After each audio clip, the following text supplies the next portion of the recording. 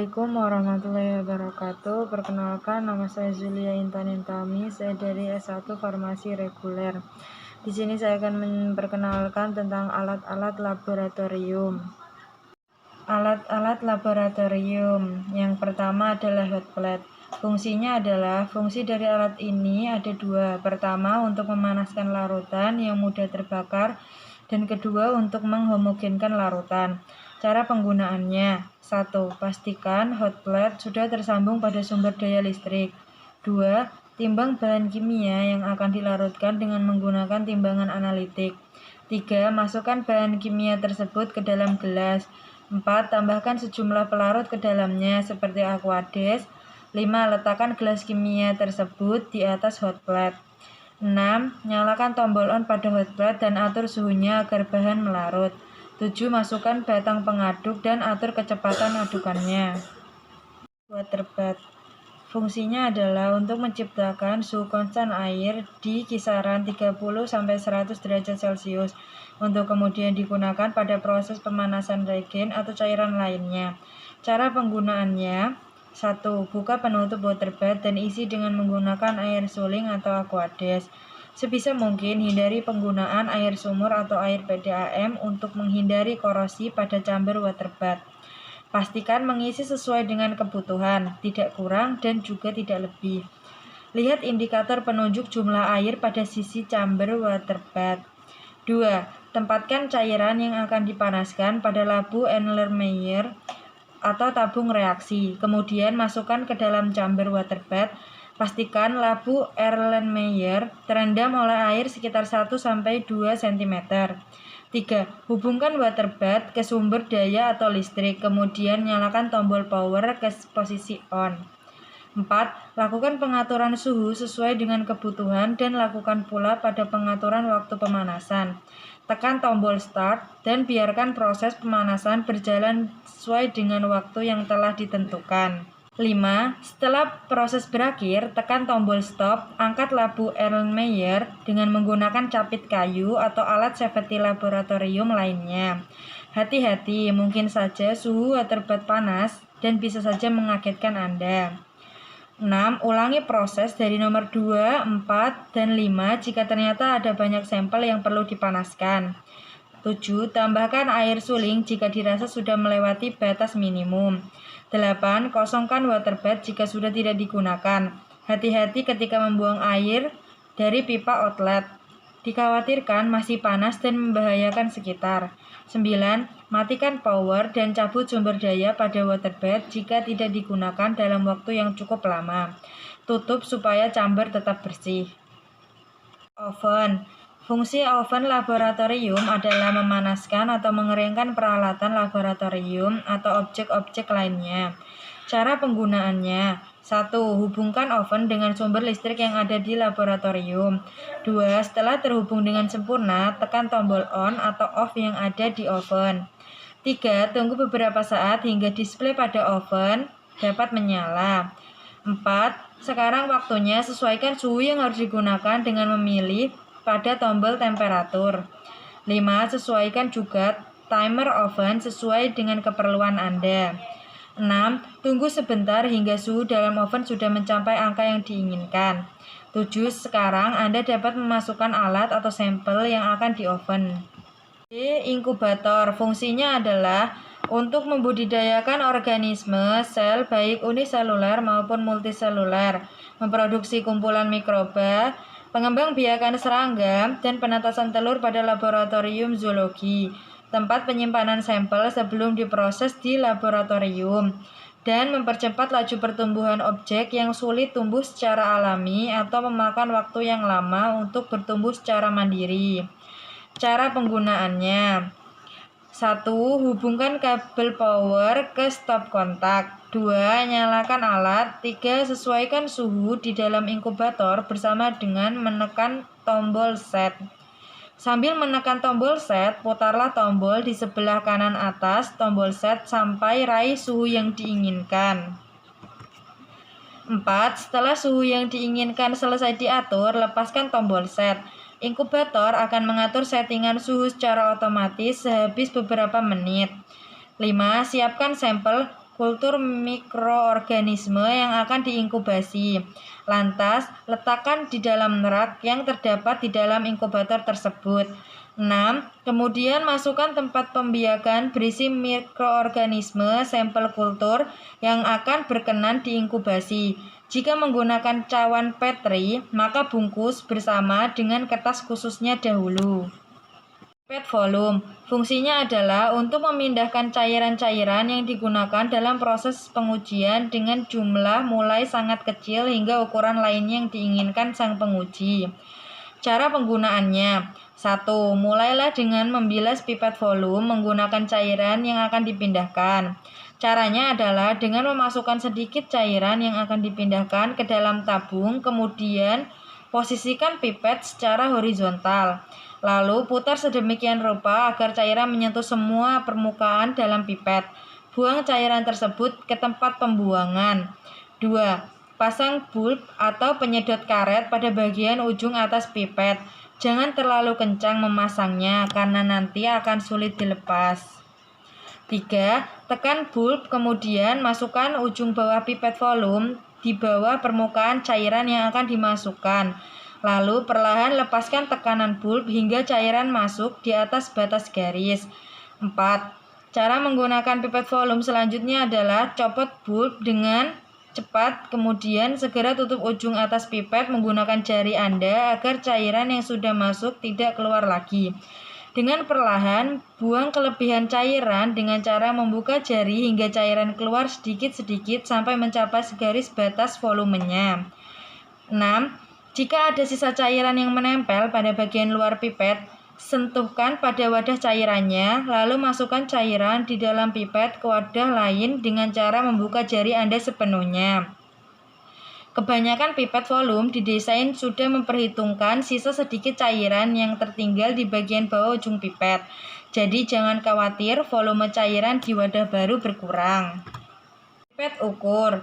Fungsinya adalah untuk memindahkan cairan atau larutan dari pipet ke wadah berbagai ukuran lainnya yang sudah disiapkan. Cara penggunaannya. 1. Siapkan pipet ukur dan rubber bulb. Kemudian pasangkan rubber bulb pada pipet ukur. Pastikan rubber bulb terpasang dengan benar. 2. Tekan rubber bulb dan arahkan ujung pipet ke cairan atau larutan yang ingin dipindahkan. 3. Kemudian lepaskan tekanan pada rubber bulb. Secara otomatis, cairan atau larutan akan masuk ke dalam badan pipet ukur. Sesuaikan volume cairan yang ingin dipindahkan. 4. Setelah volume cairan atau larutan sudah sesuai dengan keinginan, maka pindahkan cairan atau larutan tersebut ke dalam wadah yang sudah disiapkan. Pipet tetes. Fungsinya adalah untuk membantu memindahkan cairan dari wadah yang satu ke wadah yang lain dalam jumlah yang sangat kecil, yaitu setetes demi setetes. Cara penggunaannya. Pertama, bagian bola karet yang ada di atas pipet dipencet. Tahan, kemudian dimasukkan ke dalam cairan. Saat pipet dimasukkan bola karet, kemudian dipencet, lalu lepaskan dan angkat pipet dari cairan, lalu pindahkan ke wadah lainnya. Mikropipet. Fungsi dari mikropipet ini digunakan untuk memindahkan cairan dalam jumlah yang kecil, mikro, secara akurat. Cara penggunaannya. 1. Atur volume mikropipet dengan memutar atau menekan tombol volume navigasi sesuai dengan yang dibutuhkan. 2. Pasang tips mikropipet sesuai dengan kebutuhan. Proses pemasangan tips yang dianjurkan adalah dengan memutar-mutarnya, bukan mengetuk-ketukannya. 3. Memegang mikropipet dengan kondisi tangan yang nyaman. Beberapa artikel menyebutnya menyerupai simbol tangan like di Facebook. 4. Menyedot masuk dan memompa keluar cairan sesuai dengan kebutuhan. Pastikan Anda melakukannya dengan cara yang benar dan tidak terburu-buru. Labu ukur. Fungsinya adalah untuk mengencerkan larutan dan membuat larutan. Cara penggunaannya. 1. Siapkan semua bahan untuk dilarutkan, mulai dari zat, air suling, hingga labu ukur. 2. Setelah semua bahan siap, maka ambil labu tadi yang telah Anda siapkan sesuai dengan ukuran dan kebutuhan. 3. Masukkan zat yang ingin Anda encerkan ke dalam labu ukur yang telah Anda tinggalkan sebelumnya. 4. Tambahkan air bersih atau air suling ke labu pengukur sampai air mencapai tanda batas di luar skala labu pengukur. 5. Setelah itu, campur larutan dengan mengocok labu ukur secara perlahan. Pastikan larutan dapat tercampur rata. 6. Larutan telah berhasil digabungkan dan Anda bisa menggunakannya. Labu destilasi. Fungsinya adalah untuk memisahkan larutan, memisahkan bahan kimia beda kecepatan menguapnya, dan memurnikan senyawa. Cara penggunaannya: 1. Anda hanya perlu meletakkan campuran zat cair tersebut ke dalam alat ini. 2. Selanjutnya pipa di sisi labu akan dihubungkan dengan alat lain untuk menyalurkan uap atau hasil destilasinya. Pemasangan ini harus tepat agar hasil penyulingan bisa sempurna. Labu alas bulat. Fungsinya adalah untuk memanaskan atau mendidihkan larutan. Cara penggunaannya: pada penggunaan untuk destilasi, maka labu alas bulat ini masih disambungkan dengan pendingin dan peralatan gelas lainnya. Dapat digunakan untuk keperluan memanaskan zat cair dengan set penangas air, penangas minyak, ataupun penangas pasir. Erlenmeyer. Fungsinya adalah untuk mengukur dan menampung bahan-bahan yang akan dianalisa, mencampur berbagai bahan komposisi media, menampung zat kimia dalam bentuk cair hingga padat, menjadi tempat untuk melakukan titrasi bahan, dan menjadi tempat kultivasi mikroba dalam kultur cair. Cara penggunaannya: 1. Pada pencampuran larutan, peganglah leher botol dengan satu tangan. Selanjutnya, digoyangkan secara berputar dengan perlahan-lahan sampai larutan menyatu. 2. Pandangan mata Anda tertuju pada larutan. 3. Saat menuangkan atau mengukur larutan, jangan sampai melebihi batas dari tulisan volume. Gelas kimia. Fungsi gelas kimia atau gelas beker yaitu sebagai tempat mereaksikan bahan, tempat menampung bahan kimia berupa larutan, padatan, pasta, maupun tepung, tempat melarutkan bahan, dan tempat memanaskan bahan. Cara penggunaannya: 1. Gunakan kaki 3 dan kawat kasa untuk menompang gelas kimia tersebut. 2. Letakkan batang gelas atau batu didih dalam gelas kimia untuk mencegah pemanasan mendadak. 3. Jika gelas kimia digunakan sebagai penangas air, isilah dengan air, maksimum seperempatnya. Tabung reaksi. Fungsinya adalah untuk tempat mereaksikan dua larutan atau bahan kimia atau lebih, serta sebagai tempat mengembangbiakan mikroba dalam media cair. Cara penggunaannya: 1. Panaskan terlebih dahulu tabung reaksi tersebut ke dalam gelas kimia yang sudah diisi air. 2. Kemudian menggunakan kompor atau heater pembakar spiritus untuk proses pemanasan. 3. Terakhir, agar selalu memegang tabung reaksi dengan menggunakan jepit oleh penjepit tabung. Buret. Fungsi buret untuk mengukur volume suatu cairan atau gas. Cara penggunaannya: 1. Buret diklem pada statif dalam posisi tegak lurus dengan datar air. 2. Periksa keran buret. Keran harus mudah diputar dan tidak bocor. Bila keran sukar diputar atau bocor, lepaskan keran tersebut dan oleskan permukaannya dengan vaselin. 3. Bilas buret dengan larutan yang akan dipakai untuk titrasi. Kemudian isi buret dengan larutan yang sama sampai di atas titik 0. 4. Alirkan larutan dengan membuka keran dan usahakan kolom pipa bawah keran terisi larutan atau tidak terdapat gelembung udara. 5. Atur tinggi cairan sampai meniskusnya tepat pada angka 0 atau angka lain dan catatlah angka mula-mula ini. 6. Mulailah titrasi. Tangan kiri memegang keran sambil memutarnya dan tangan kanan memegang labu Erlenmeyer yang berisi cairan yang akan dititrasi. Selama titrasi, labu Erlenmeyer digoyang-goyangkan dengan gerakan berputar agar larutan yang menetes dari buret segera bercampur. Demikian seterusnya sampai titik akhir dicapai atau ditandai dengan adanya perubahan warna. Corong pisah. Fungsi corong pisah adalah untuk membuat atau mengencerkan larutan dengan ketelitian yang tinggi dan untuk memisahkan dua cairan yang tidak bercampur karena kepolaran yang berbeda.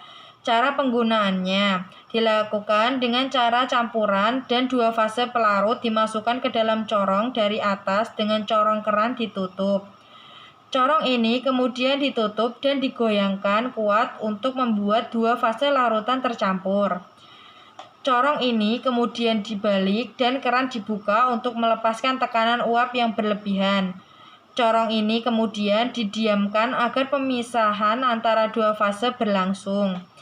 Penyumbatan dan keran corong kemudian dibuka dan 2 fase larutan ini dipisahkan dengan mengontrol keran corong. Gelas arloji fungsinya adalah untuk tempat menimbang bahan kimia, penutup gelas beker, tempat mengeringkan bahan dan menguapkan zat cair dalam jumlah kecil.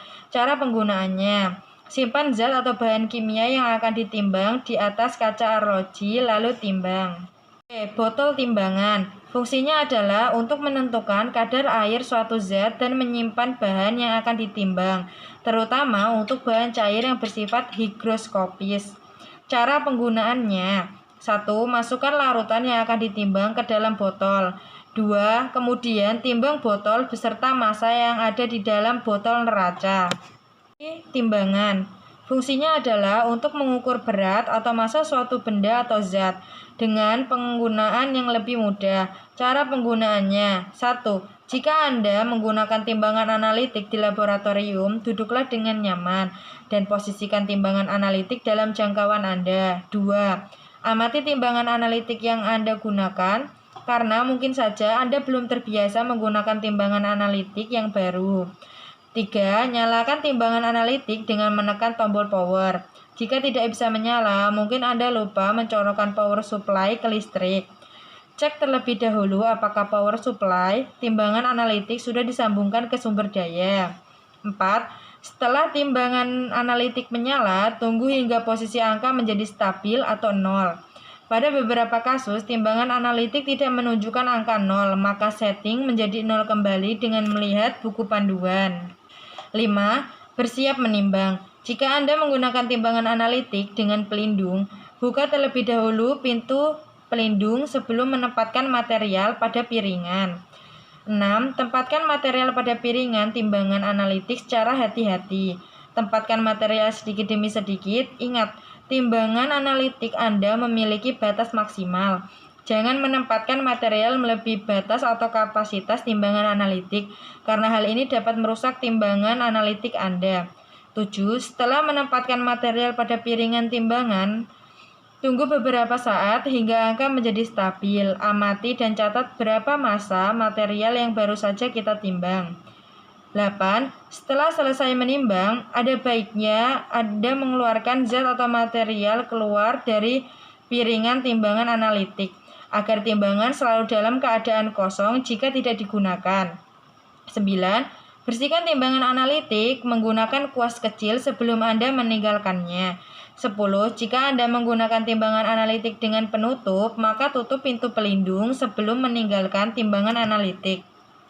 Desikator fungsinya adalah untuk menyimpan bahan kimia dan media pendingin. Cara penggunaannya: 1. Buka tutup desikator secara horizontal sehingga seluruh bagiannya terbuka. 2. Bagian tertutup dan mulut desikator harus licin karena dilumuri minyak agar semakin memudahkan proses buka tutup.